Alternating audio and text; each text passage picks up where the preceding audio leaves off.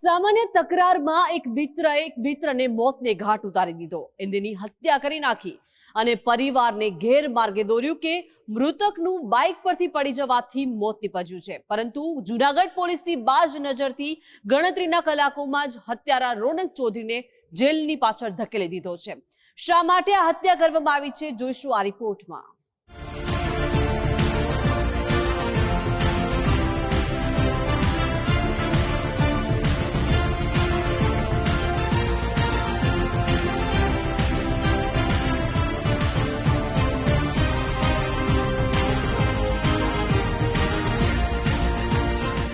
ગુનેગાર ગમે તેટલો શાતિર કેમ ના હોય, પરંતુ પોલીસની બાજ નજરથી ક્યારેય બચી શકતો નથી। જૂનાગઢ તાલુકાના જામકા ગામનો રાશિષ સોલંકી ઘરેથી બહેનને લઈ ડેકોરેશનના કામે જવાનું કહીને નીકળ્યો હતો। જે બાદ મિત્ર રવિ સોલંકી સહિતના 5 મિત્રો કાલવાચક થઈને કડિયાવાડમાં આવેલા વૃંદાવન અપાર્ટમેન્ટ પાસે વાતો કરવા બેસ્યા। આ મજાક મસ્તીમાં રાશિષ સોલંકી અપશબ્દો બોલતા મિત્ર રોનક ચૌધરી ઉશ્કેરાઈ ગયો અને રાશિષને થાપાના ભાગે છરીનો ઘા વાગતા મોત નીપજ્યું। 19 વર્ષીય રાશિષ ઉર્ફ ભયુ સોલંકીની હત્યા થઈ, જે બાદ મર્ડરને છુપાવીને અકસ્માત થયાનું તર્કટ રચાયું। ઘાયલ રાશિષને મિત સોલંકી, હર્ષ સોલંકી, રોનક ચૌધરી જૂનાગઢ સિવિલ હોસ્પિટલમાં લઈ ગયા અને અકસ્માતથી લોહી લુહાણ થયાની હકીકત જણાવી, જ્યારે મૃતકના પરિવારજનોને માત્ર રાશિષને વાગ્યું હોવાનું જ કહ્યું। ઇજાગ્રસ્ત રાશિષ સોલંકીની તબિયત વધારે લથડી જતા વધુ સારવાર અર્થે રાજકોટ ખાતે ખસેડવામાં આવ્યો।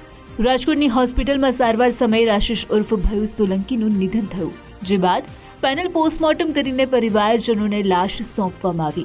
હજુ સુધી મર્ડરનો ભેદ વણ ઉકેલાયો હતો, પરંતુ અંતિમ વિધિ વખતે રવિ સોલંકી મૃતકની બહેન રોનક ચૌધરીએ છરી મારતા રાશિષનું મોત નીપજ્યું હોવાની હકીકત જણાવતા ઉઘાડું પડ્યું। મૃતકની બહેને જાણ કરતા જૂનાગઢ પોલીસે મોબાઈલના ટેકનિકલ ડેટા અને કેટલાક સીસીટીવી ફૂટેજના આધારે હત્યારા રોનક ચૌધરીને ઝડપી પાડ્યો।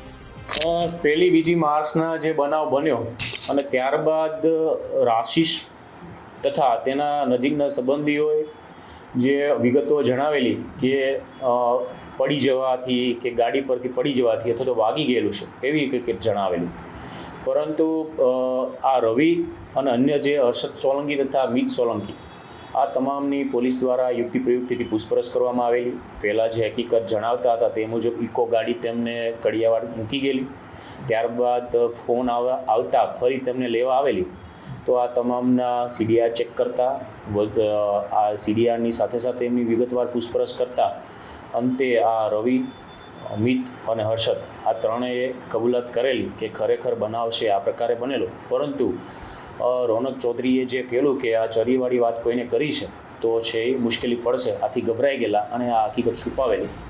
હત્યારા રોનક ચૌધરીએ છરી માર્યા બાદ સાથે રહેલા અન્ય મિત્રોને કોઈને હકીકત જણાવે તો જીવથી મારી નાખવાની ચીમકી ઉચ્ચારી હતી।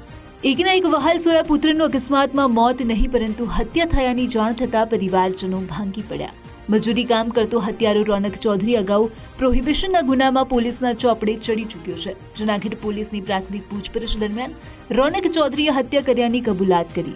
છેલ્લે જ્યારે અંતિમ વિધિમાં રાશિષના ઘરે ગયેલા ત્યારે રવિ સોલંકીએ છે રાશિષના સિસ્ટર નેહાબેનને આ વાત કરેલી કે ખરેખર રોનક ચૌધરીએ એને ચપ્પુ મારી દીધેલું છે, જેના લીધે છે એને ઈજા થઈ અને સારવાર માટે મોકલી આપેલો। તેનાથી પોલીસને આ તમામ કડીઓ મળી આવતા એ ડિવિઝન પોલીસ સ્ટેશન ખાતે ગુનો દાખલ કરવાની તજવીજ શરૂ છે અને આરોપી પણ રાઉન્ડ અપ કરેલ છે। સામાન્ય બોલાચાલીમાં જ ઉશ્કેરાઈને રોનક ચૌધરીએ છરી મારતા હવે જેલમાં જવાનો વારો આવ્યો, તો રાશિષ ઉર્ફ ભયુ સોલંકીના મોતથી પરિવારજનોનો રડી રડીને હાલ બેહાલ થયો છે। મિત્ર જ મિત્રના લોહીનો તરસ્યો બનતા સ્વજનો અને પાડોશીઓ ચિંતાતુર બન્યા છે। યુવાનોમાં ફિલ્મો કે વેબ સિરીઝની અસર હેઠળ હિંસાત્મક વૃત્તિ વધવી એ સમાજ માટે ચિંતાજનક બાબત છે। અતુલ વ્યાસ, ગુજરાત ફર્સ્ટ, જૂનાગઢ।